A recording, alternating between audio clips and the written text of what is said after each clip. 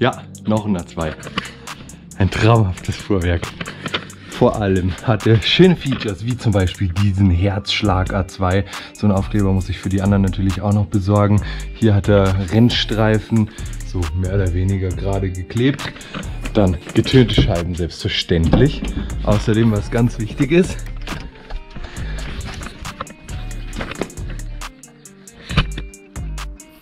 hier hat er einen schönen Pferdelaufkleber. S-Line hat er überall rangeschrieben, ist aber glaube ich kein echter S-Line. Hier hat er einen Aufkleber auf der Windschutzscheibe, für den gibt es extra eine ABE, den hat er immer mit dabei. Dann Features wie zum Beispiel ein Chrom-Handbremsgriff, außerdem krasses Zubehörradio. Ja, natürlich die Radkappen, auf beiden Seiten diese schönen Aufkleber. Und sonst kann ich eigentlich gar nicht so viel zu dem Auto erzählen. 406.000 Kilometer hat er, mittlerweile 407. Wurde hier und da mal lackiert, glaube ich. Hat einen leichten Frontschaden, wie man sieht. Ja, sieht man nicht so richtig. Ist also nicht wirklich was Schlimmes. Bei dem Auto muss ich ein paar Sachen machen. Und zwar zeige ich euch jetzt, wie das aussieht, wenn man mit dem Auto fährt. Wow! Ist wie bei mir. Ich habe das Gefühl, es könnte gar nicht so viel mehr blinken als in diesem Auto. Es blinkt hier einmal in der Mitte, Ausrufezeichen mit was auch immer. Dann ABS, hier so ein komisches Warndreieck und Pfeil außenrum. Außerdem blinkt hier das Vorglühsymbol. Da gibt es eine ganz simple Erklärung für. Da hätte man auch selber drauf kommen können, aber ich habe es googeln müssen. Wenn das Vorglühsymbol blinkt, dann ist natürlich der Bremsdruckschalter defekt. Ich drücke so fest ich kann auf die Bremse und wie ihr seht, passiert nichts. Vielleicht liegt es noch an der Zündung. Moment. Zündung ist an. Ich bin auf der Bremse. Und wie ihr seht, es kommt nichts.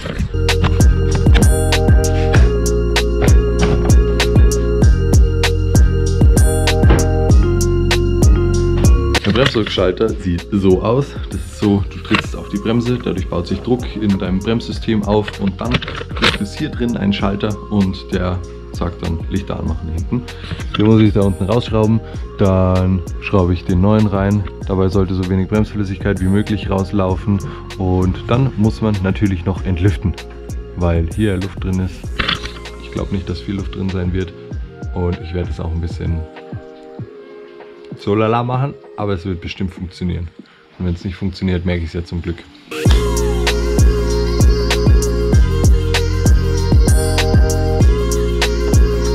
So meine Freunde, jetzt habe ich hier meine Finger dreckig gemacht, habe den Bremsdruckschalter gewechselt, habe auf die Bremse getreten und guess what? Die Bremslichter funktionierten immer noch nicht. Dann habe ich weitergeschaut, dann habe ich gesehen, dass beim Bremslichtschalter unten am Pedal der Stecker nicht gescheit angesteckt war. Dann durchgetauscht, habe dann noch gemessen, ob da alles passt. Und jetzt müsste eigentlich Bremslicht gehen. Den neuen Bremsdruckschalter habe ich vorne angesteckt. Passt soweit alles. Jetzt fahren wir mal eine Runde. Und ich bin so gespannt, ob jetzt immer noch alles bimmelt.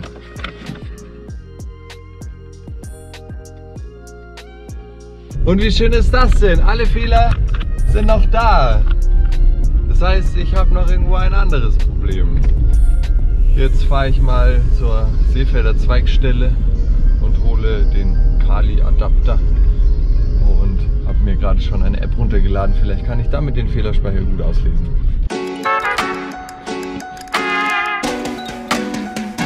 Bin ich hier bei der Zweigstelle, habe aber natürlich den Schlüssel vergessen. Vielleicht hätte ich nach meinem Brustmittagsschläfchen 1-2 Minuten mir nehmen sollen, um wieder klar zu kommen, um mein Gehirn wieder auf Touren zu bringen. Habe ich nicht gemacht. Und deswegen muss ich jetzt nochmal nach Hause fahren. Mach vielleicht noch kurz was anderes. Und fahr dann nochmal her. Ich muss gestehen, ich war gestern etwas gefrustet. Das Einzige, was weggegangen ist, ist diese Vorglühlampe, die geblinkt hat. Wo ich mir immer noch nicht erklären kann, wieso die blinkt. Deswegen habe ich gestern einfach den Sonntag genossen und mache heute weiter. Ich muss noch Thermostat wechseln, weil das Auto nicht warm wird.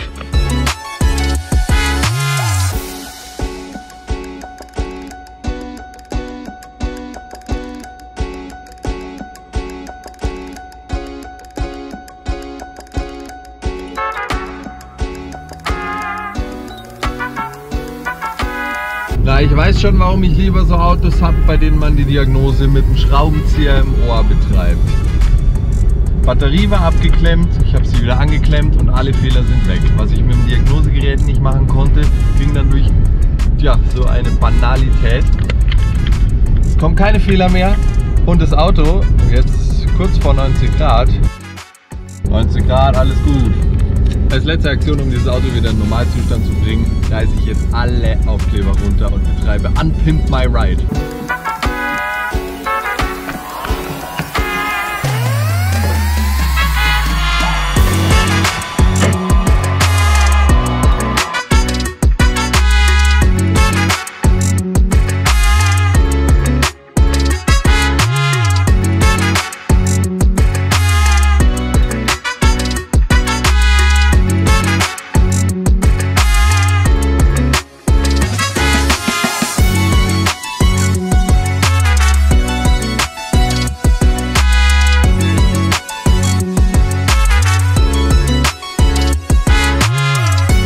Und als allerletztes kommt jetzt noch dieser Aufkleber runter.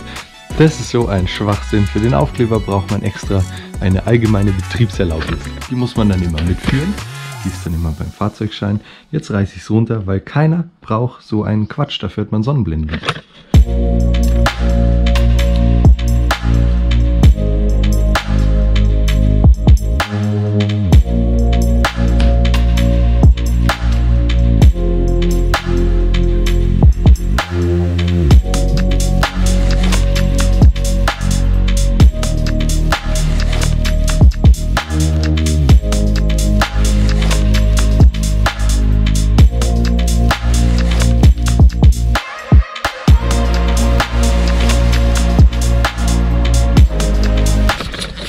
Relativ praktisch, mehrere A2s zu haben. Dann kann man, wie bei mir jetzt in dem Fall, einfach mal den Bremslichtschalter tauschen und schauen, ob das die Fehlerursache ist. Bei dem wusste ich ja, dass es funktioniert. Habe den im anderen eingebaut und dann hat das Bremslicht auch funktioniert. Deswegen wusste ich, dass der kaputt ist. Ich bin so schlau. Jetzt baue ich den hier wieder ein.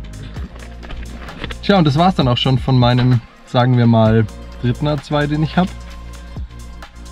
Vielleicht auch nicht. Naja, jetzt kommt ja bald ein neues Video. Danke fürs Zuschauen und wir sehen uns beim nächsten Mal. Tschüss! Ich mache mich auf den Weg, um ein Auto zu kaufen.